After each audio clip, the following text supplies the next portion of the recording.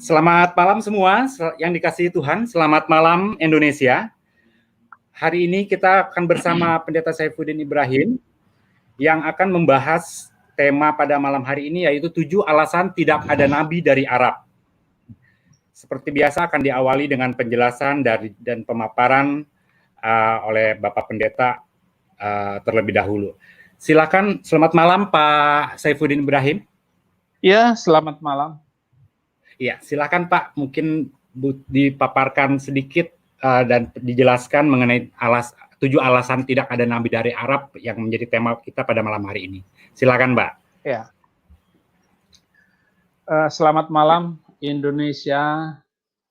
Malam hari ini saya akan menyampaikan hasil kajian saya dan pembelajaran saya tentang kedalaman pemahaman Alkitab, bahwa seluruh nabi, utusan, dan nabi-nabi semua itu dari Bani Israel. Itu yang saya simpulkan dari pemahaman, dari pembelajaran saya selama ini. Kenapa saya punya alasan untuk mengatakan seperti itu? Karena memang sejak dunia diciptakan, selalu nabi itu dari Bani Israel. Dan apa yang ditulis dalam Alkitab, itulah nabi yang disebut dalam Alkitab. Mazmur 147 ayat 19 dan 20. Ia memberitakan firman-Nya kepada Yakub, ketetapan-ketetapannya dan hukum-hukumnya kepada Israel. Ia tidak berbuat demikian kepada segala bangsa, garis bawahi segala bangsa, dan hukum-hukumnya tidak mereka kenal. Haleluya.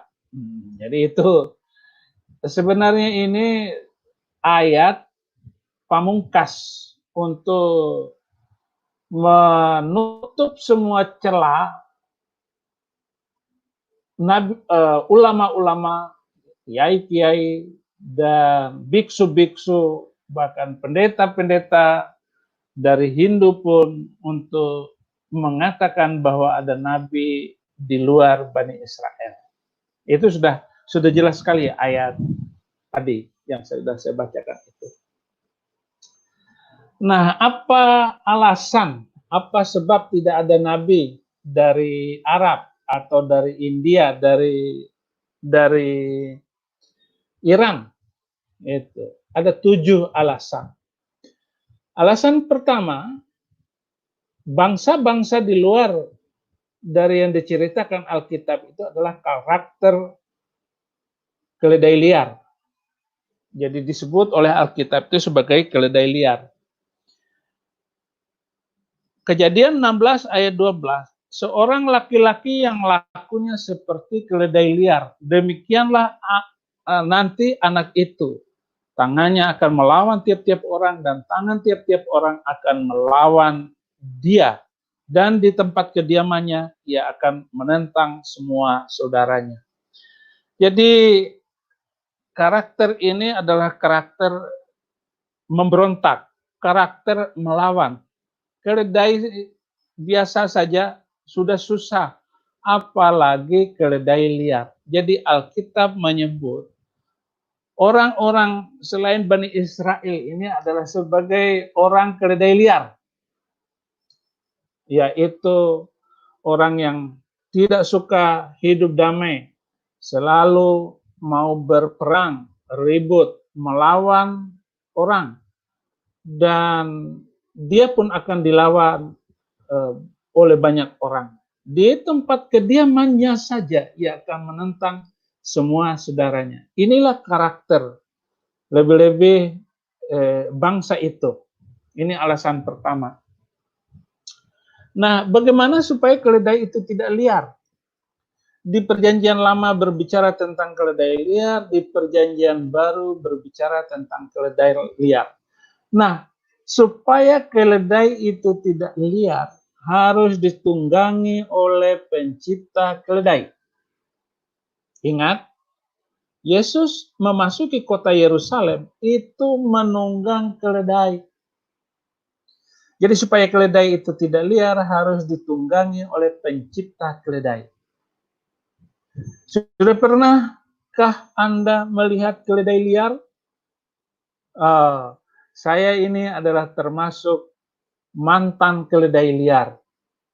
Tetapi setelah ditunggangi oleh Yesus Kristus, maka saya tidak liar lagi. Saya menjadi sopan, saya menjadi damai, dan hidup dalam toleransi. Itulah sebabnya keledai liar itu harus menerima Yesus Kristus sebagai Tuhan dan Juru Selamat. Contohnya, Pendeta Saifuddin Ibrahim. Haleluya. Alasan yang kedua, tidak boleh hidup di hadapan Tuhan. Kejadian 17 ayat 18. Dan Abraham berkata kepada Allah, sekiranya Ismail diperkenankan hidup di hadapanmu. Ayat ini menunjukkan kepada puak nenek moyang dari bangsa Arab yang bernama Ismail itu ternyata hidupnya belum bisa diberkenan di hadapan Bapak, sehingga harus meninggalkan rumah Abraham dan mengembara di gurun Beersheba. Itu alasan yang kedua. Makanya bangsa itu harus menerima Yesus Kristus, bangsa Arab harus menerima Yesus Kristus sebagai Tuhan dan Juru Selamat, maka dia akan hidup berkenan di hadapan Tuhan. Itu alasan yang kedua. Alasan yang ketiga, bangsa itu suka menganiaya dan sehingga tidak mendapat waris. Maka disebutkan di dalam Galatia 4 ayat 29 dan 30, tetapi seperti dahulu dia yang diperkenankan, yang diperanakan menurut daging, menganiaya yang diperanakan menurut roh. Demikian juga sekarang ini. Jadi sekarang ini mereka tetap menganiaya kita karena mereka adalah orang-orang yang diperanakan menurut daging. Dan dia akan menganiaya orang-orang yang diperanakan menurut roh. Dan sekarang karena kita menerima Roh Kristus, kita menerima Roh Kudus, maka kita pun akan dianiaya. Maka Galatia 29 katanya demikian juga sekarang ini. Jadi jangan kaget kalau orang Kristen dianiaya di mana-mana. Di Indonesia dianiaya. Saya harus masuk penjara. Itu penganiayaan juga. Maka ayat ini berkata, demikian juga sekarang ini. Tetapi apa kata nas kitab suci? Usirlah hamba perempuan itu beserta anaknya. Sebab anak hamba perempuan itu tidak akan menjadi ahli waris bersama-sama dengan anak perempuan merdeka itu. Jadi kita yang diperanakan menurut roh itu tidak bisa mendapat warisan yang sama karena mereka melakukan penganiayaan kepada kita. Oleh karena itu kita harus membuat statement bahwa saya adalah anak perempuan merdeka. Jadi saya dan saudara adalah anak perempuan merdeka, bukan anak perempuan yang melahirkan kedagingan. Dan ini istilah yang luar biasa yang saya temukan di dalam Alkitab sehingga saya mengerti luar biasa dari firman Tuhan. Ini alasan ketiga kenapa bangsa Arab tidak diterima, tidak mendapat wahyu Tuhan dan tidak dianggap dan tidak diturunkan nabi di sana. Next, alasan yang keempat, tidak boleh menyebut keturunan Abraham. Roma 9 ayat 7, dan tidak semua yang terhitung keturunan Abraham adalah anak Abraham. Tetapi yang berasal dari Ishak yang akan disebut keturunanmu. Memang Ismail keturunan Abraham, tetapi dia bukan keturunan yang akan mewarisi hidup kekal, yang akan mendapat perjanjian kekal. Jadi hanya Ishak yang akan disebut memiliki perjanjian kekal. Kejadian 17 ayat 19, tetapi Allah berfirman, tidak, melainkan istrimu Sarahlah yang akan melahirkan anak laki-laki bagimu, dan engkau akan menamai dia Ishak, dan aku akan mengadakan perjanjianku dengan dia menjadi perjanjian yang kekal untuk keturunannya. Jadi perjanjian kekal itu adalah lewat Ishak. Dan dari Ishak inilah turun-temurun sampai masuk ke dalam keturunan Yusuf yang disebut Bapa Yesus Kristus, orang tua Yesus Kristus secara manusiawi. Jadi tidak boleh menyebutkan keturunan Abraham. Yang disebut keturunan Abraham adalah setiap orang yang menerima Yesus Kristus sebagai Tuhan dan Juru Selamat. Alasan kelima, kenapa alasan yang kelima itu adalah sebagai alasan tidak ada nabi dari Arab. Tidak semua anak Abraham tetap bersama Abraham. Kejadian 25 ayat 6. Tetapi kepada anak-anaknya yang diperolehnya dari gundik-gundiknya, ia memberikan pemberian, kemudian ia menyuruh mereka, masih pada waktu ia hidup, meninggalkan Ishak anaknya, dan pergi ke sebelah timur, ke tanah timur. Jadi keturunan dari anak-anak Abraham, selain Ishak, itu semua harus meninggalkan Ishak anaknya. Maka keturunan itu pergi ke timur, ke tanah timur, ke sebelah timur. Dan sampailah di Indonesia ini menjadi mayoritas keturunan itu dan menguasai Indonesia ini. Nah, bukan sebuah kebetulan, tetapi ini adalah apa yang sudah dikatakan oleh Alkitab, bahwa tanah timur itu akan menjadi tempat di mana mayoritas pengikut dari mereka. Jadi ini alasan yang kelima. Alasan yang keenam, kenapa tidak ada nabi dari Arab? Tidak mendapat hak untuk diingat di Yerusalem. Karena mereka ngotot ingin menunjukkan bahwa memang ada nabi, entah Arab mana, Arab Mesir, atau Arab Syria, Arab Maroko, semuanya itu tidak ada dalam sejarah Alkitab. Dan Alkitab yang kita baca ini adalah Alkitab yang luar biasa. Saya tidak menemukan ada hal-hal yang membuat saya ragu tentang Alkitab ini.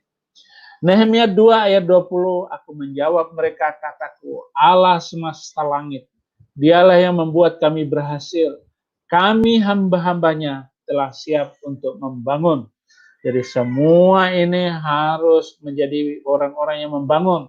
Tidak boleh turunan kita dan orang-orang yang percaya, orang-orang yang percaya kepada Yesus itu merusak, membakar, atau menghanguskan. Maka di Nehemia 2 ayat 20, tapi kamu tak punya bagian atau hak. Jadi saudara-saudara,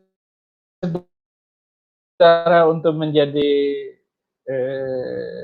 hamba Tuhan, tidak boleh merobohkan, tidak orang Kristen tidak boleh demo karena dilarang oleh Alkitab. Apapun yang terjadi dengan pemerintahan yang ada itu, kita harus tetap hormat, kita harus tetap tidak boleh melawan, walaupun ternyata memang ada pemerintah yang zalim. Kita tetap tunduk kepada mereka dan kita akan melakukan nasihat-nasihat.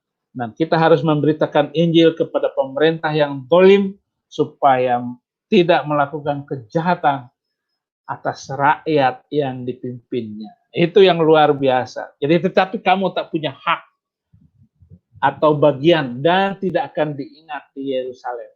Itulah makanya anak-anak saya, putra-putra saya Saddam Hussein harus terima Yesus sebagai Tuhan dan Juru Selamat, agar namamu tercatat dalam buku kehidupan, agar namamu diingat di Yerusalem, dan pasti kamu akan diingat sebagai anak Tuhan, sebagai orang yang berbakti kepada Tuhan Yesus Kristus, dan kamu akan menjadi orang yang diselamatkan karena darah Kristus. Itu alasan ke-6. Jadi mereka tidak mendapat bagian. Makanya satu-satunya juru selamat itu hanya Yesus Kristus. Yang ketujuh, alasan ketujuh kenapa bangsa Arab tidak dipercayakan firman Tuhan, tidak dipercayakan diturunkan nabi kepadanya. Alasan ketujuh, Kedar benci perdamaian dan suka perang, tapi tidak pernah menang. Mazmur 120 ayat 5, 6, dan 7. Celakalah aku karena harus tinggal sebagai orang asing di Meseh, karena harus diam di antara kemah-kemah Kedar. Jadi saudara-saudara, kalau kita tinggal di tengah-tengah mereka, hidupnya kayaknya enggak nyaman. Hidup di tengah-tengah mereka itu bikin celaka. Gitu. Makanya saudara-saudara Kristen yang berada di tengah-tengah kampung itu, yang di tengah-tengah daerah kumuh, jangan main inilah. Nanti kamu akan dibully, akan ditangkap dan diadukan ke polisi, lalu nanti kena hukumnya macam-macam. Itu sebabnya di Mazmur 120, celaka aku harus tinggal sebagai orang asing di Meseh, karena harus diam di antara kemah-kemah Kedar. Kemah-kemah Kedar itu, Kedar adalah salah satu keturunan Ismail. Ini ada Raja Kedar namanya. Ayat ke-6, cukup lama aku tinggal bersama-sama dengan orang-orang yang benci perdamaian. Jadi mereka benci kepada perdamaian. Pokoknya ada-ada saja deh. Apalagi bertetangga dengan mereka. Mereka akan bikin alasan, bikin kacau. Gitu. Tetapi kita harus berdoa, harus sabar berada di tengah-tengah mereka. Ya, cukup lama aku tinggal bersama-sama dengan orang-orang yang membenci perdamaian. Nah, ayat 7-nya, aku ini suka perdamaian. Saifuddin Ibrahim suka perdamaian. Anda semua suka perdamaian. Tetapi apabila aku berbicara, maka mereka menghendaki perang. Jadi mereka maunya perang melulu. Nggak salah kita diadu. Nggak ada masalah apa-apa. Kita dimusuhi. Ada saja. Ya, ada saja. Gara-gara kita makan anjing, marah. Gara-gara saya makan babi, marah. Lo yang makan saya, yang haram saya, kenapa saya dibenci karena makan babi? Siapa yang melarang orang makan apa saja? Iya, giliran orang makan hasil korupsi, enggak diributi. Justru bangsa-bangsa yang makan babi itu umurnya panjang semua, saya lihat. Orang Taiwan umurnya panjang, Korea, Jepang umurnya panjang-panjang. Apakah ada korelasi antara makan babi dengan umur panjang? Ya belum ada ini penelitian tentang itu. Nah, ini alasan ketujuh, saudara-saudara. Kedar benci perdamaian dan suka perang, tetapi tidak pernah menang. Jadi selalu kalah. Apa kesimpulannya? Kesimpulan kita itu pada Galatia 3 ayat 29, dan jikalau kamu adalah milik Kristus, maka kamu juga adalah keturunan Abraham dan berhak menerima janji Allah. Kuterima janji Allah bagi kaum Yehuda umat yang berdoa, memuji dan menyembah. Ya, itu. Maka kita akan mendapat janji-janji Allah. Berhak menerima janji-janji Allah. Berhak mengklaim pasti masuk surga. Karena janjinya adalah ya dan amin. Terima kasih. Tuhan Yesus memberkati. Ya. Baik, terima kasih atas penjelasan dan pemaparan yang sudah Bapak sampaikan mengenai 7 alasan tidak ada nabi dari Arab pada malam hari ini. Puji Tuhan, kita semua sudah dengar bersama, kita sudah menyimak bersama mengenai alasan-alasan tadi. Semoga boleh menjadi berkat bagi kita semua. Untuk selanjutnya, kita masuk ke dalam sesi tanya jawab. Ya. Tanya jawab ditujukan, yang diutamakan adalah untuk yang teman-teman non-Kristen dulu, kalau ada ya. Link untuk bergabung disiapkan pada layar dan di deskripsi. Perlu diingatkan juga, karena kapasitas ruang diskusi terbatas, jadi teman-teman baru bisa join bila slot tersedia atau ada peserta yang sebelumnya atau yang sudah bertanya selesai atau keluar dari ruang diskusi. Dan pertanyaan hanya yang sesuai dengan tema pada hari ini, ya, diusahakan untuk yang sesuai dengan tema pada hari ini. Untuk itu dibatasi juga sebisanya 2 pertanyaan per peserta. Baik, kita sambil menunggu yang mau bertanya dipersilahkan untuk bergabung.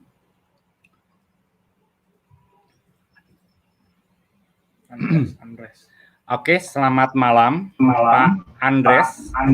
Oh, saya masuk pertama ya? Tolong YouTube-nya dimatikan, Pak Andres. YouTube-nya. Sudah, Pak. Sudah. Oke. Masih feedback, kan? Oke, sudah. Ya, silakan, Pak. Silakan pertanyaannya. Ya. Tadi saya kelewat ini ya, untuk representasinya. Cuma saya mau tanya ini. Apakah benar siapa Muhammad itu bukanlah keturunan Ismail? Karena kok banyak literatur yang mengatakan Muhammad itu keturunan dari Nabatean begitu, Pak Saifuddin. Oh, gitu. Buku yang paling afdol tentang sejarah Nabi Muhammad itu adalah karangan Hussein Haikal. Dia adalah rektor Universitas Al-Azhar Kairo. Dia adalah ahli Islam yang luar biasa dan dia mendapat julukan yang luar biasa karena menulis Hayatu Muhammad, kehidupan biografi Nabi Muhammad. Bukunya itu sudah lebih dari 50 kali diterbit ulang. Buku karangannya itu. Ali Audah menerjemahkannya. Almarhum ini luar biasa menerjemahkan bahasa Arab yang bagus ke dalam bahasa Indonesia yang luar biasa. Bahwa Muhammad itu adalah turunan Ismail. Turunan Ismail. Jadi begitu. Oke. Soalnya kok aku lihat di presentasinya Pak Uzang itu besar kemungkinan Muhammad itu bukanlah dari Ismail, murni dari Nabatean atau siapa itu. Itu bagaimana Pak Saifuddin untuk untuk mengkonfrontir kebenarannya itu loh. Kan saya belum mendapatkan link yang tepat yang mengalahkan tulisan atau buku Hayatu Muhammad tadi. Gitu. Kalaupun mereka membuat seperti itu, ya sudah. Yang saya percayakan adalah tulisan yang diakui secara literatur dunia Islam Indonesia adalah Muhammad turunan dari Ismail. Saya lupa nomor berapa, kalau nggak salah itu 52. Turunan ke 52, maka sampai kepada Muhammad ini. Puak, 52 puak. Gitu. Oh, banyak juga ya. Iya. Ya. Terus itu, Yang Pak. Yesaya 42 ayat 1 itu bagaimana, Pak? Apa benar itu? Ekmat itu yang menurut kaum muslimin mengklaim bahwa itu nubuatan Nabi Muhammad. Bagaimana, Pak, dari sudut pandang perjanjian lama itu, Pak? Oh, nggak ada. Ahmad Nggak ada. itu Ahmad. Bagaimana? Saya sudah sebutkan ayat-ayatnya itu bahwa tidak ada nubuatannya. Kalau ada nubuatan Nabi Muhammad dalam Alkitab, ya saya masuk Islam lagi. Oh, saya sudah jelaskan semua kok tadi. Dan saya sudah tunjukkan ayat-ayatnya. Begitu banyaknya. Ini dasar firman Tuhan. Baik. Ya, baik. Terima kasih Pak Andres ya. Kiranya udah bisa menjawab. Kita lanjut ke penanyaan berikutnya dengan inisial Wasil. Selamat malam. Halo. Selamat malam. Ya, silakan Pak langsung dengan pertanyaannya. Topiknya malam ini untuk membuktikan bahwa Nabi Muhammad tidak dinubuatkan. Tapi saya pelajari itu Pak Alkitab, baik nubuat untuk Yesus alaihissalam maupun Muhammad sama-sama ambigu, saya lihat itu. Bagaimana pendapat Bapak, Pak Ibrahim? Pak Saifudin? Ambigu saya lihat itu, Pak. Dari mana Bapak mengatakan ambigu? Ya, kedua-duanya ambigu. Tidak begitu jelas. Ayat mana yang baik Bapak Yesus maksud? Maupun Nabi Muhammad. Ya, oke. Ayat mana di dalam Alkitab Bapak katakan itu membingungkan Bapak? Mana ayatnya? Bapak bukan bingung, ayat. ambigu saya lihat. Tidak jelas. Iya. Iya, tidak jelasnya di mana, semua jelas. Tidak menyebutkan nama, Pak. Misalnya tidak menyebutkan misalnya Yesus atau Isa begitu. Yesus Bisakah itu, Bapak memberikan ayatnya yang menyebutkan Yesus begitu? Atau Isa alaihissalam? Oh, Isa Al-Masih itu, Yesus Kristus itu adalah Mesias. Gitu. Nah, Mesias itu, dia akan lahir dari perawan. Itu ditulis di kitab Yesaya pasal 9. Akan lahir dari perawan. Al-Quran juga menyebutkan perawan. Betul. Kenapa Bapak mengatakannya membingungkan, tidak jelas? Al-Quran sendiri menyebutkan itu. Bahwa Yesus Kristus itu adalah begitu-begitu. Tidak begitu, Pak. Bagaimana, dari mana Bapak mengatakannya ambigu? Kelahiran Isa Al-Masih itu ambigunya itu masalah bahwa beliau itu bukan Tuhan atau God, bukan Allah. Ya, saya memahaminya nubuat itu untuk sebagai rasul. Yesus juga rasul, utusan. Yesus itu rasul karena dia juga utusan. Maka Al-Quran juga menyebutkan Rasulullah wa kalimatuhu wa ruhum minhu. Itu An-Nisa ayat 171.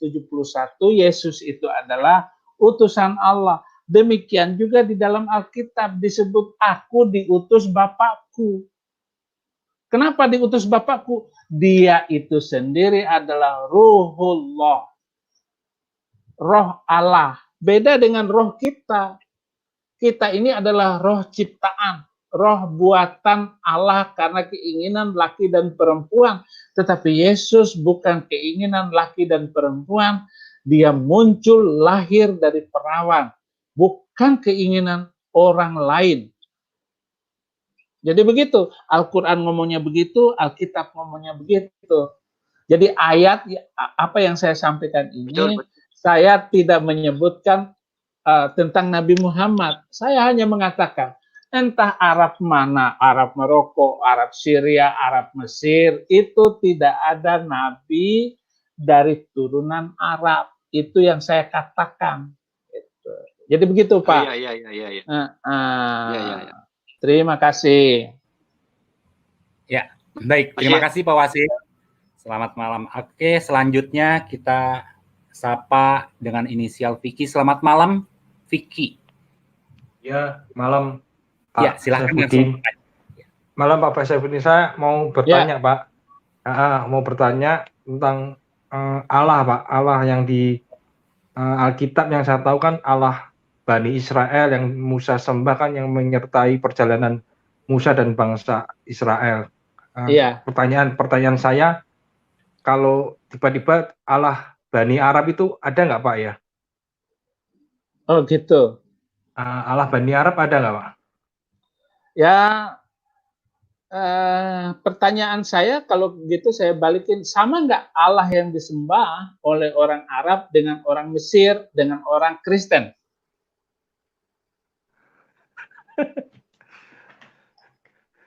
Lain Pak. Sama nggak? Hah? Lain Pak. Ya lain. Tapi mereka kok katanya Allahnya Musa sama dengan mereka Pak. Nah, itu kata mereka, kita baca firman Tuhan. Roma 3 ayat 29, atau adakah Allah hanya Allah orang Yahudi saja? Bukankah ia juga adalah Allah bangsa-bangsa lain? Ya benar, ia juga adalah Allah bangsa-bangsa lain. Ya sama sebenarnya. Tetapi mereka tidak mengenal, berbeda dengan kita. Kita menyembah Allah yang kita kenal. Dan Allah yang kita kenal itu namanya Yesus Kristus. Allah yang kita kenal, Sang Hyang Widiwase, Sang Hyang yang disembah Hyang. Itu adalah ada di dalam nama Yesus Kristus. Gitu. Sedangkan Allah bangsa-bangsa lain itu adalah berhala. Allah bangsa-bangsa lain adalah hampa, kosong. Tidak ada maknanya sama sekali. Allah yang kita sembah adalah Allah yang kita kenal dalam Yesus Kristus, yang penuh kasih, yang penuh cinta, yang merasakan penderitaan kita juga, imam besar juga, dan imam besar yang merasakan kesusahan kita. Maka kita di dalam Yesus Kristus menjadi makin berisi, makin mengenal, makin menikmati hadiratnya setiap keadaan kita. Jadi begitu. Tapi kalau Allah yang saya kenal apa-apa, ya jadi semakin kebenaran.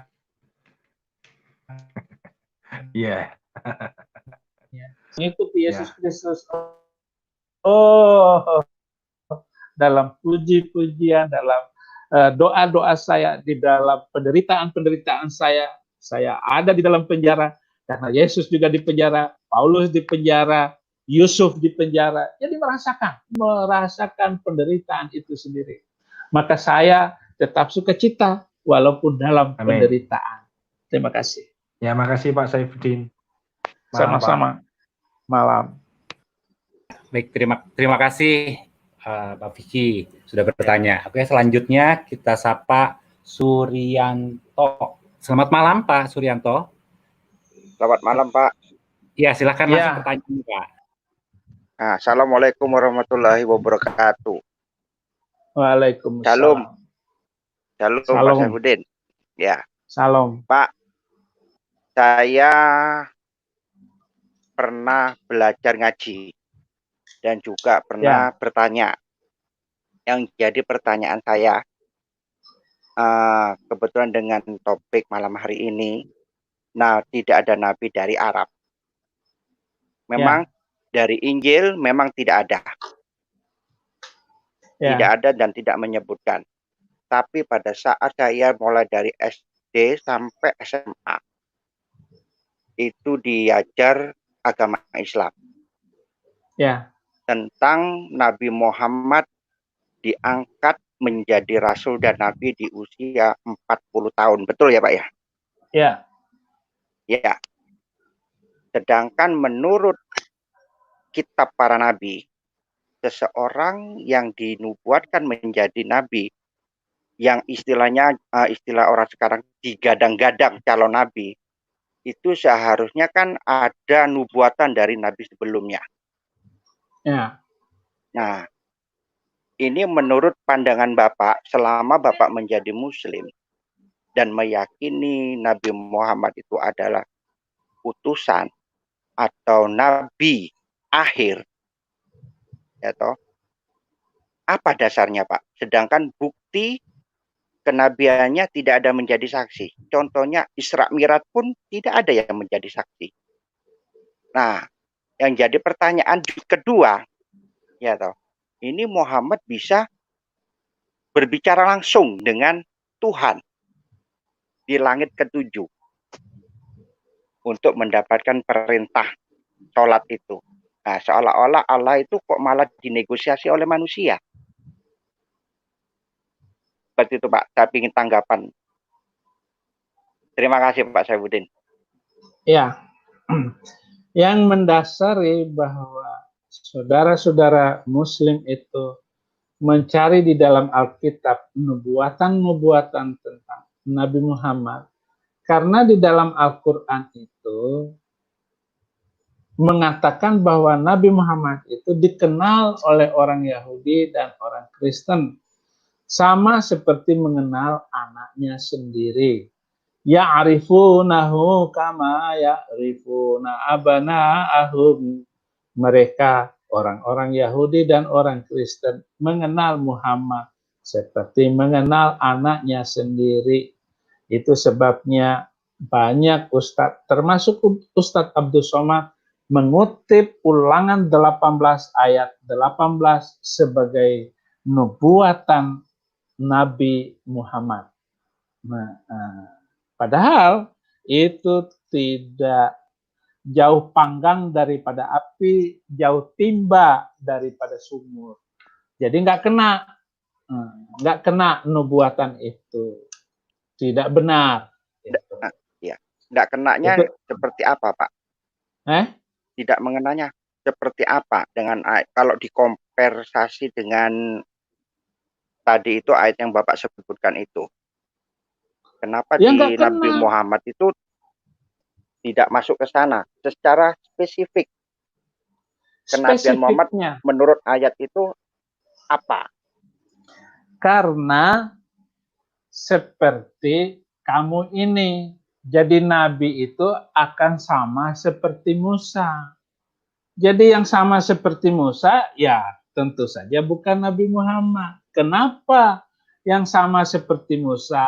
Muhammad dari Arab, dari turunan Arab, Musa dari turunan Bani Israel. Ya enggak kena, 1 poin saja enggak kena, gitu. Dan sebagainya. Ya sudah jelas sekali. Dari 1 hal saja sudah enggak kena, gitu.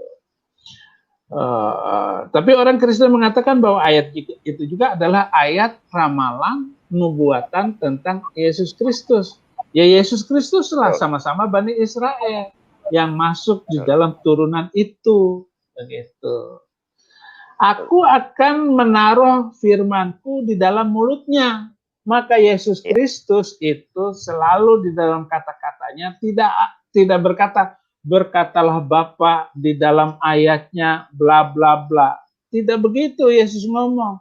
Langsung Yesus berkata kepada, misalnya kepada Petrus, aku berkata kepadamu. Jadi itu aku berkata kepadamu itu langsung dari mulutnya. Kenapa? Karena Yesus itu adalah firman Allah. Yesus itulah kalamullah. Pada mulanya adalah firman itu bersama-sama dengan Allah. Tetapi Nabi Muhammad tidak masuk dalam kriteria itu.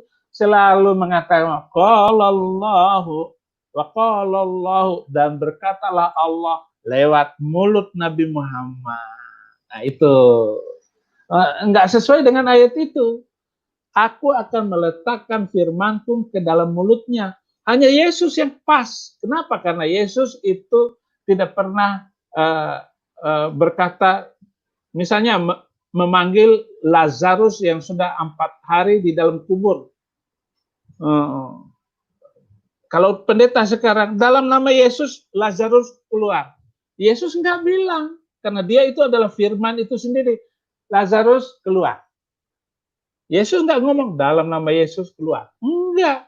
Kenapa? Karena Yesus itu sendiri adalah firman itu sendiri. Itu kaitan dengan ayat tadi. Kemudian pertanyaan Bapak yang kedua adalah, apa tadi ya? Isra Mi'raj, Pak. Oh, Masalah perintah sholat. Nah, itu kan seolah-olah kan perintah sholat Tuhan itu dinegosiasi. Ada, Jadi kan lucu. Tidak ada. Kalau menurut, maaf Pak ya. Halo Pak, iya. Pak Saifuddin. Saya tahu. Betul. Iya, seharusnya kan Allah itu tidak bisa diperintah dengan oleh manusia. Apa yang sudah menjadi ketetapan Allah. Ya toh. Manusia mau tidak mau harus tunduk. Contohnya, kita ambil gampang, kamu jangan membunuh. Ya sudah, jangan membunuh. Dengan cara bagaimanapun, pokoknya kamu tidak boleh mengambil nyawa sesamamu. Apapun alasannya. Kan seperti itu. Nah, ini perintah sholat yang tadinya diperintahkan 50 kali sehari, ini dinegosiasi. Seolah-olah Allahnya di Islam itu, bisa diatur-atur. Bisa diatur-atur. Itu yang membuat saya itu bertanya-tanya. Ya. Tidak ada saksi manusia satupun yang menyaksikan Isra Mi'raj itu naik buruk kuda putih berwajah perempuan. Nah, itu diceritakan dalam hadis bersama Jibril. Tiba-tiba pagi hari Nabi Muhammad bercerita tentang Isra Mi'raj yang terjadi pada dirinya tadi malam. Nah, cerita itulah yang dimaksud oleh saya. Tidak ada satu manusia pun, sahabat pun yang melihat Nabi Muhammad menunggangi kuda pada malam hari itu dan balik di waktu fajar. Itu tidak ada. Nah, lalu ada cerita bagaimana Nabi Muhammad bertemu langsung dengan Allah di langit ketujuh, Jibril dan dan buruk itu tinggal di langit ketujuh, dan di atas Sidratul Muntaha Muhammad menerima perintah, lalu turun perintah itu 50 kali, ketemu dengan Nabi Musa. Muhammad berapa kali sholat? 50 kali. Lalu kata Musa, balik, kamu tidak mampu melakukan itu. Balik, kemudian dinego, tinggal 40, tinggal 30, naik lagi, tinggal 20, naik lagi, tinggal 10, naik lagi, tinggal 5. Lalu itu dalam masa-masa itu, masa nego itu, Nabi Muhammad selalu bertemu dengan Musa, dan Musa menanyakan sampai 5 kali. Kata Musa apa? Itu tetap berat. 5 kali sehari sholat itu berat. Pergi lagi, mintakan keringanan. Tapi Nabi Muhammad bilang, saya malu mengadakan negosiasi. Gitu. Kalau dari situ saja, kalau dari situ saja kita tahu berarti Musa lebih pintar dari Allah. Iya. Nah, logikanya kan begitu. Iya. Berarti Musa ini lebih pintar daripada Allah. Kenapa enggak langsung 5 saja? Gitu. Jangan ada negosiasi. Tetapi ini kisah, kita tidak boleh menghina atau apa saja tentang negosiasi itu. Kita tetap biarkan seperti itu, dan Muslim silakan tetap percaya seperti itu. Kita ini negara saling cinta mencintai sesama. Gitu. Iya. Setuju Pak, mantap Pak. Terima kasih. Oke, lanjutkan Pak. Perjuangan Bapak di garis Yesus Kristus. Iya. Baik. Terima kasih. Berkati. Terima kasih. Selamat malam Pak Vicky. Terima kasih. Oke, selanjutnya kita sambut dengan penanya inisial Sano. Selamat malam, Sano. Pak Sano. Halo, selamat malam. Ya, langsung Pak, silakan pertanyaannya. Pak Saifuddin, tadi saya sudah dengar soal kalau memang Nabi Muhammad itu turunan dari Ismail. Ya. Yang menjadi pertanyaan saya, apakah bangsa Arab itu turunan Ismail atau bukan? Ya. Jadi sepertinya saya pernah dengar, tapi saya sendiri tidak begitu perhatian. Dikatakan bahwa Ismail dia pergi belajar bahasa Arab, berarti sebenarnya suku Arab, bangsa Arab itu sudah ada sebelum Ismail. Itu saja pertanyaan saya, Pak Pendeta, apakah bangsa Arab turunan dari berasal dari Ismail atau bangsa Arab sendiri sudah ada sebelum Ismail? Terima kasih Pak Pendeta. Sama-sama. Dari segi silsilah, tentu saja terjadi kawin campur dan turun-temurun sudah ribuan tahun dan berabad-abad ini terjadi campuran, gitu. Tetapi Arab yang murni itu ya tetap kita percayakan bahwa bangsa Arab itu turunan Ismail. Gitu. Kalau lari lagi ke atas puak-puaknya, itu sudah ada 12 turunan Ismail, 12 raja besar. Nah, itu di dalam Kejadian ayat pasal 17 sampai pasal 21 sampai pasal 25 itu masih berbicara tentang Ismail dan turunannya. Itu jadi dicampur antara keduanya itu. Dan ada 12 suku besar, ada 12 raja-raja yang luar biasa.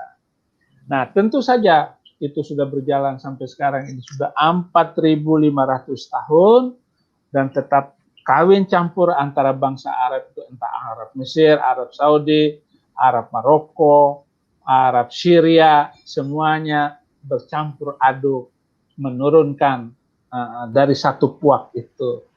Tentu saja kita bisa menduga ada puak yang lain daripada Ismail, karena kita tidak mampu melakukan kajian sejauh itu untuk menentukan bahwa, apalagi menentukan Muhammad adalah turunan Ismail. Tetapi sejarah menulis buku-buku sejarah tentang Nabi Muhammad itu mengatakan dari turunan Ismail. Terima kasih. Terima kasih, Pak. Ya. Ya, baik. Terima kasih, Pak Sano. Oke, kita ke penanya selanjutnya dengan inisial peneliti. Aduh, bentar ya. Ya. Peneliti Al-Quran ya. Selamat malam, Pak. Ya, selamat malam, Pak Saifuddin Ibrahim.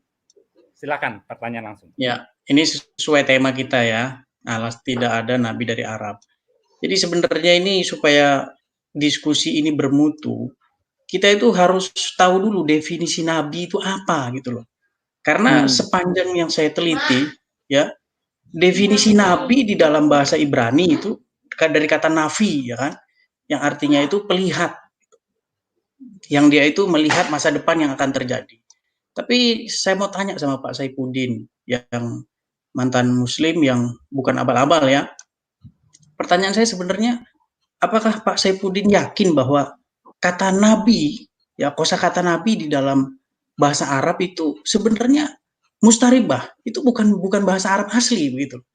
Bahkan saya membaca literatur Muslim itu tidak ada kesepakatan definisi nabi itu sebenarnya apa begitu.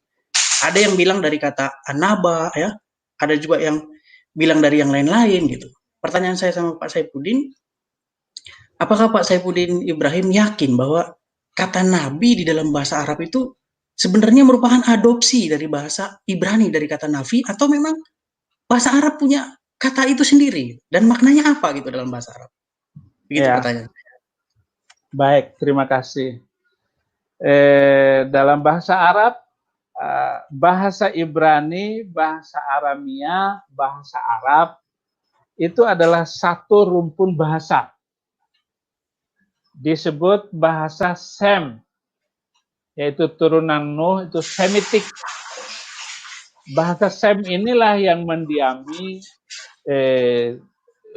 dataran semenanjung Arab, termasuk Palestina dan Israel sekarang ini. Nah, bahasa-bahasa mereka itu sangat mirip sekali, kata-katanya mirip sekali, kata iman, kata aman, kata amin, itu sama, gitu.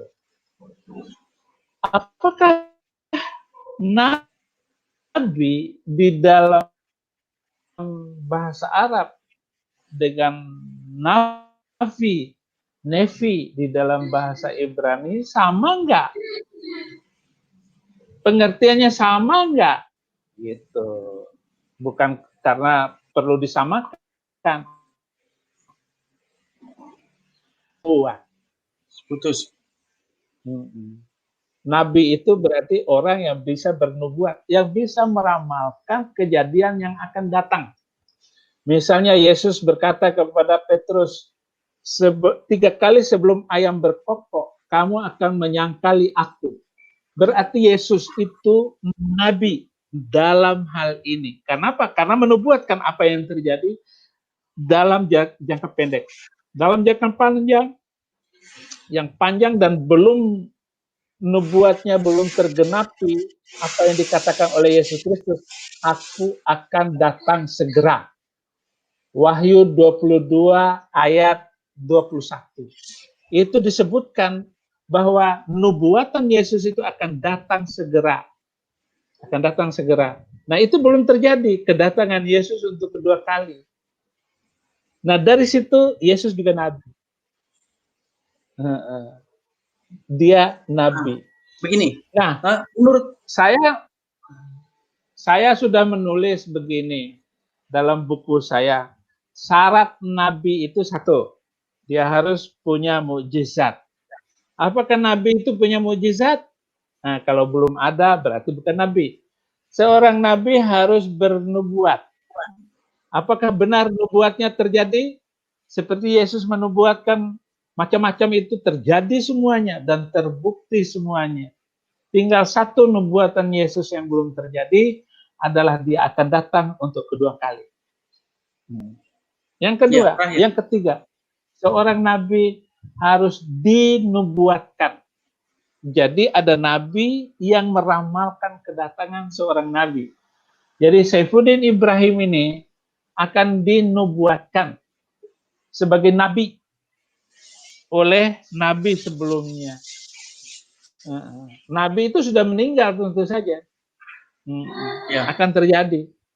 Bisa saja belum meninggal, tetapi yang keempat, seorang nabi itu harus dari Bani Israel. Seorang nabi harus disaksikan oleh minimal satu nabi lain. Kalau seorang nabi tidak ada nabi lain yang menyaksikannya, bukan nabi. Dan yang kelima, syarat nabi itu harus dari Bani Israel. Itu yang saya tulis sedikit Pak, penutup. buku-buku saya. Sedikit penutup. Ya, penutup. Saya tidak menemukan satu sapaan di dalam Alkitab di mana Tuhan menyapa nabinya itu dengan kata-kata hai nabi. Itu tidak pernah ada dalam Bible.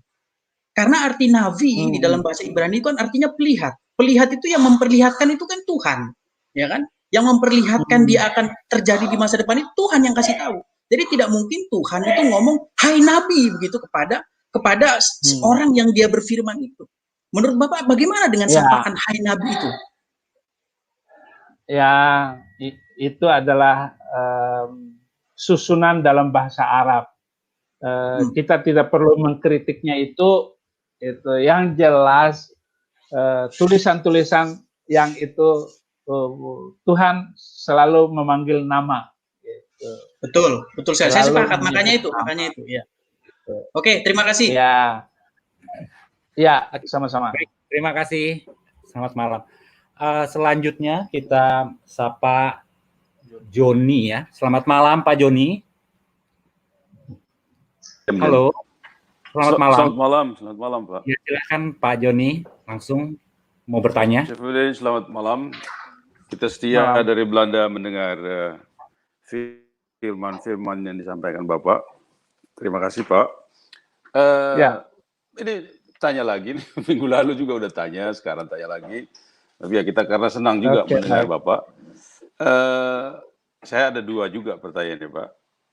Sebenarnya kalau kita lihat dari sejarahnya kan, Islam ini kan hadir setelah 600 tahun setelah Kristus. Dan sebelum Islam ada ya, yang ada di sana dulu itu agama Kristen sebenarnya, termasuk Khadijah juga kan orang Kristen juga tadinya. Tapi yang saya pertanyakan sebenarnya kalau lihat dari kitab Alkitab, Ismail ini kan turunan dari Hagar sama Abraham. Jadi Hagar orang Mesir, ya Abraham kita tahu semua bapak Yahudi ya kan. Tapi bagaimana bisa lari ke Arab begitu? Itu yang saya tidak mengerti. Itu satu Pak. Terus yang kedua, sebenarnya saya ingin tahu sekali dari pengalaman Bapak sendiri. Sekarang kan Bapak udah berada di dua kaki ya kan. Maksudnya udah pernah mengalami ya selama sebagian besar hidup Bapak udah dalam Islam. Terus baru berapa tahun kan ini Bapak mengenal Kristen gitu ya kan. Saya ingin tahu sebenarnya ya Tuhan itu kalau menurut kita orang Kristen kan memang karena hidup. Jadi ada pengalaman pribadi kita itu yang mendukung kita juga untuk benar-benar merasakan kehadiran Tuhan dalam hidup kita ya kan. Kalau misalnya kita cuma belajar seperti begini kan ya saya bisa mengerti. Tapi Kristen itu sebenarnya kita percaya karena memang ada begitu banyak bukti-bukti juga dalam kehidupan kita sehari-hari ya Pak ya. Maksudnya segala sesuatu yang kita, itulah keindahannya di dalam Kristen, kekuatan, power Tuhan yang hidup begitu. Makanya kita mengiman di situ. Jadi saya ingin tahu begitu, bagaimana Bapak dulu di dalam keislaman itu, apa ada jugakah hal-hal yang ya sebagaimana kita itu benar-benar mau menyembah Tuhan dengan segala niat hati kita begitu dalam waktu Islam maksud saya Pak ya. Apa Bapak pernah mengalami juga hal-hal yang luar biasa yang maksud saya, kalau misalnya orang-orang Islam juga, karena begitu banyak kontradiksi juga dalam Al-Quran, mengapa ya masih begitu banyak orang yang bisa tetap, kalau saya boleh kasar sih, sepertinya terlalu ignorant, terlalu membuta begitu mengimani apa-apa yang ada di situ. Sudah jelas-jelas itu banyak sekali yang kontras, yang tidak sesuai dengan ilmu pengetahuan seperti yang mereka klaim begitu. Ya kalau menurut saya sih sayang sebenarnya. Dan kita bukan Bapak buat begini ini bukan karena Bapak membenci begitu, tapi justru mau mencoba untuk membawa pada ajaran yang benar lah. Ya memang sih kita gampang ngomong begini. Mungkin mereka juga berpikir itu ajaran yang benar. Tapi toh dari kitabnya itu kalau kita benar telusuri, apalagi Bapak ini sudah benar-benar mengetahui bagaimana isinya itu semua. So, umat Islam terbuka hati. Coba baca itu Injil. Tapi ya itu tadi pertanyaan saya, apakah mungkin ada kekuatan yang lain yang Bapak pikir juga ya inilah yang membuat orang Islam itu tetap yakin di situ ya kan? Itu aja sih Pak. Jadi Hagar tadi pertama Ismail, menurut sejarah itu kalau menurut saya nggak tepat begitu bahwa mereka Arab itu turunan Ismail ya. Dari mana ceritanya? Itu satu. Terus yang kedua, saya mau tahu pengalaman Bapak pribadi waktu lagi menjadi Islam. Itu aja Pak. Terima kasih. Baik. Silsilah yang kita ketemukan, memang Ismail itu di Kejadian 21 ayat 19-20 itu menyebutkan bahwa Hagar mencarikan wanita Mesir. Hagar mencarikan wanita Mesir untuk menjadi istri Ismail. Kemudian Ismail melahirkan anak-anak dari istrinya orang Mesir itu menjadi 12 suku besar turun-temurun dari Ismail ini.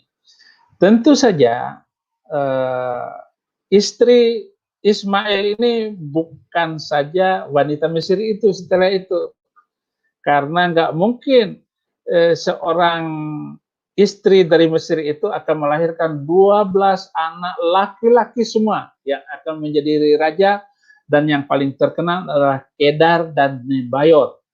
Itu di dalam kitab Yesaya kita akan ketemu silsilah semacam itu. Artinya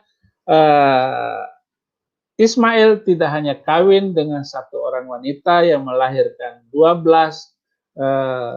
anak laki-laki saja, tetapi Ismail juga mempunyai anak perempuan, Basmat, lalu menikah dengan Esau. Esau itu adalah kakak Yakub, kakak kembar Yakub yang lahir duluan daripada Yakub. Ini bertemulah keturunan Esau dengan Ismail yang sama-sama bermental pemberontak. Jadi Ismail memberontak, Esau itu suka memberontak kepada kekuatan itu. Jadi dari itu saja sudah jelas bahwa orang yang mencari silsilah Nabi Muhammad itu akan ketemu semua kepada Ismail yang menjadi di mana puak yang dianggap sebagai puak dari bangsa Arab sekarang ini. Jadi begitu. Jadi jangan terfokus hanya kepada Kejadian 21 ayat 19 yang menyebutkan bahwa Ismail hanya menikah dengan perempuan Mesir. Tidak, gitu. Jadi masih ada perempuan yang lain, gitu. Jadi begitu. Itu satu pertanyaan. Yang kedua, adakah pengalaman-pengalaman rohani saja yang membuat saya menjadi seperti ini? Pengalaman-pengalaman saya di waktu Islam itu satu, kelas 6 SD saya bermimpi ada 5 nabi besar yang saya ketemukan.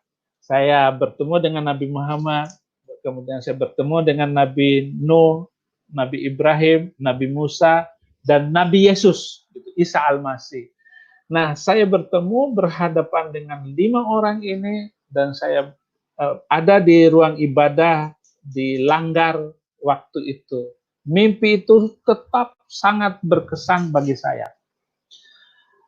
Saya nggak tahu apa arti mimpi itu. Dan tinggal hari ini saya cocokkan, oh mimpi itu saya jadi orang Kristen. Itu kesimpulan saya. Kemudian pengalaman saya yang luar biasa lagi bahwa kelas 6 SD saya baca Injil. Kemudian Injil itu diambil oleh mama saya, kemudian mama saya bilang, ini kitab sucinya orang Kristen, nanti kamu masuk Kristen. Saya bilang sama mama, nggak mungkin saya masuk Kristen. Tapi apa motivasi Bapak waktu itu? Itu masih kecil, Pak, masih SD. Belum ada. Tapi ini saya jawab pertanyaan Bapak, pengalaman-pengalaman yang merujuk kepada itu. Saya bilang sama mama saya, nggak mungkin saya masuk Kristen, saya akan menjadi pembela Islam yang paling berani. Hal-hal itu waktu di Muslim, itu terjadi kepada saya. Kemudian sampai kepada saya mengambil jurusan perbandingan agama Usuluddin. Dan ketika saya selesai kuliah, saya menjadi seorang yang radikal kepada Islam, dan saya benci kepada Kristen. 3 anak saya kasih nama Fikri Khomeini, Saddam Hussein, Muammar Gaddafi. Dari memberi nama ini saja, nggak mungkin saya jadi orang Kristen. Itulah pengalaman-pengalaman, hal-hal yang saya anggap waktu di Muslim itu bertentangan secara primordial antara kenyataan dan fakta, antara apa yang saya inginkan, cita-cita, dengan kenyataan yang terjadi. Kemudian saya masuk Kristen karena beberapa hal, beberapa poin, termasuk terorisme telah melumpuhkan seluruh iman saya. Tahun ketiga saya terima Yesus, saya bermimpi bahwa suatu saat saya akan masuk penjara. Dan ternyata terbukti. 10 tahun kemudian saya ditangkap polisi dan masuk penjara. Nah, itulah pengalaman-pengalaman hidup saya, pengalaman-pengalaman iman saya yang luar biasa. Sampai sekarang saya mengalami hal-hal yang di luar daripada nalar saya. Tetapi semuanya kalau saya kembalikan, Tuhan punya rencana. Tuhan punya ketetapan di dalam hidup saya. Terima kasih. Baik. Oke, Pak. Ya, baik. Tapi kalau saya masih boleh tanya, tapi waktu Bapak begitu giatnya untuk membenci Kristen waktu Bapak jadi Islam, itu memang karena ada rasa iman yang kuat gitu dari dalam diri Bapak saat itu dengan ajaran-ajaran yang saya ini ada, sangat Pak. radikal, Pak, untuk sebagai orang Islam. Waktu saya kuliah, 15 orang Kristen masuk Islam, Pak. Pendeta masuk Islam. Saya pengaruhin, Pak. KO itu pendeta debat dengan saya. Gitu. Saya debat dengan dia. KO itu pendeta. Setahun kemudian pendetanya meninggal. Gitu. Namanya Wuryadi. Pendeta itu Klaten. Saya tahu hati saya dan cinta saya kepada keyakinan saya yang lama. Ternyata memang menolong saya untuk radikal, untuk setia dengan Yesus Kristus ketika saya jadi orang Kristen. Jadi tidak ada yang salah dengan keadaan yang lama. Itu perjanjian yang lama dan saya berada dalam perjanjian yang baru. Oke. Baik. Ya, terima kasih, Pak Sukses, Jimmy. Pak. Selalu. Terima kasih. Ya, selamat malam. Oke, baik. Pak. Selanjutnya ke penanya. Oke, waktu udah 1 jam nih ya. Kita masih ada 3 orang penanya lagi. Bisa kita lanjut dulu, Pak ya? Gimana, Pak? Oke. Ya, silakan. Baik. Selamat malam dengan inisial sang penjagal. Selamat malam. Selamat malam. Halo. Ya, langsung pertanyaannya Pak, singkat Pak, silakan. Ya, terima kasih. Selamat malam Pak Pendeta Saifuddin. Selamat malam. Shalom. Shalom. Begini Pak saya mau tanya ini, dari zaman mulai dari Abraham sampai nabi-nabi, sampai pada nabi yang menurut mereka itu nabi yang terakhir, sebenarnya yang memberikan nama nabi itu apakah dari masyarakat atau memang dari Tuhan sendiri yang mengatakan bahwa mereka itu nabi, diangkat sebagai nabi, atau masyarakat yang berada di sekitarnya mengangkat mereka sebagai nabi? Demikian Pak Saifuddin, terima kasih. Ya, jadi Muhammad ditolak langsung oleh saudara-saudaranya, oleh sahabat-sahabatnya, oleh teman-temannya waktu itu, karena dia menyatakan saya adalah utusan Allah. Maka ributlah segala sesuatu itu. Ada sejarah yang ditulis oleh kaum muslimin bahwa Warqah bin Naufal, paman Siti Khadijah, itu bilang begini, ketika Nabi Muhammad datang kepada Warqah bin Naufal dibawa oleh Khadijah istrinya itu karena Warqah bin Naufal ini adalah pendeta Nasrani dan dia menerjemahkan Alkitab ke dalam bahasa Arab. Dia bilang bahwa yang datang kepada Muhammad itu adalah malak itu artinya malaikat. Gitu. Tidak menyebutkan apakah itu Jibril dan sebagainya, tapi itu malaikat yang datang. Kalau saja kata Warqah bin Naufal yang sudah kena glukoma, sudah buta, tunanetra, kalau saja saya waktu itu masih hidup, ketika kamu dikejar-kejar oleh kaummu, saya adalah pembela engkau. Nah, inilah yang dipakai oleh saudara Muslim untuk meneguhkan bahwa Muhammad adalah Nabi. Gitu. Dan yang mengakui pertama Muhammad sebagai Nabi adalah istrinya, gitu, yaitu Khadijah. Lalu Ali bin Abi Thalib. Ali bin Abi Thalib itu yang menjadi menantunya, anak jadi keponakannya. Keponakan oh saudara sepupunya Muhammad itu Ali bin Abi Thalib itu. Nah, itulah antara lain yang mengakui Muhammad adalah nabi gitu. Sementara masyarakat awalnya itu ya nggak ada yang mengakui Muhammad sebagai nabi, dimusuhi termasuk pamannya sendiri Abu Hakam, yaitu Abu Jahal. Muhammad menyebutnya Abu Jahal, tetapi nama aslinya itu Abu Hakam, bapak si hakim, bapak yang mampu memberikan keadilan dalam hukum. Nah, itu Abu Hakam, pamannya Nabi Muhammad. Oh, sangat membenci Muhammad, menolak kenabian Muhammad. Dialah yang membenci. Jadi dari situ orang-orang di zaman itu tidak ada yang mengaku Muhammad sebagai nabi, kecuali setelah Muhammad pindah ke Madinah, lalu luaslah pengaruhnya dan semakin Muhammad itu dihormati dan disegani, ditakuti oleh suku-suku, bahkan orang Yahudi dan orang Nasrani. Ada 5 suku Yahudi habis semuanya sampai sekarang karena diperangin semuanya oleh Nabi Muhammad dan sahabatnya. Demikian jawaban saya.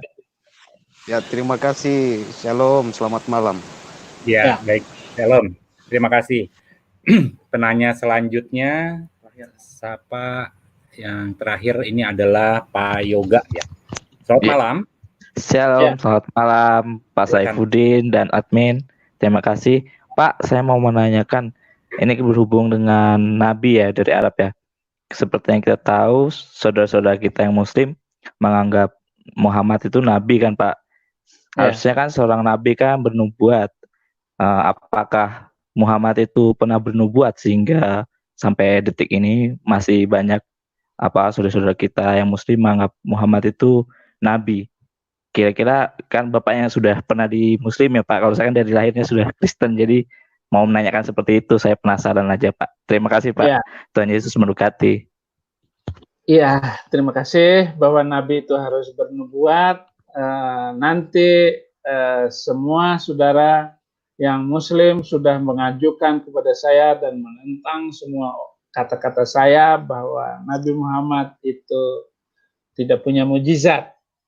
Tetapi oleh saudara-saudara Muslim menunjukkan banyak sekali mukjizat-mukjizatnya.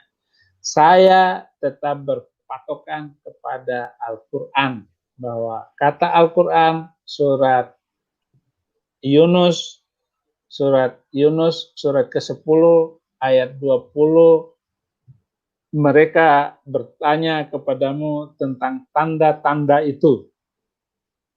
Jawablah bahwa tanda-tanda gaib itu milik Allah. Dan aku sendiri, Nabi Muhammad, sama-sama sedang menunggu tanda-tanda gaib itu, mukjizat itu maksudnya. Saya sendiri sedang menunggu mukjizat itu.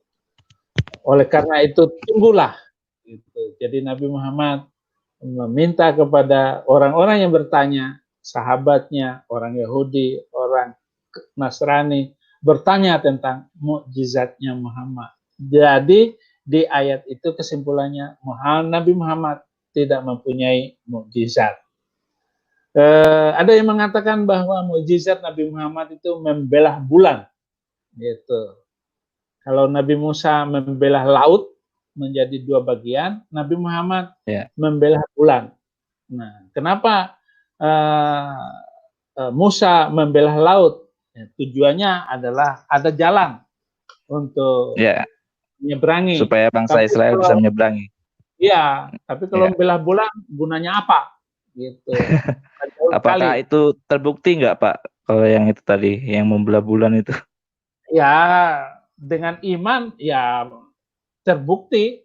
Ya. Tetapi siapa yang melihat? Siapa yang menyaksikan? Mana buktinya?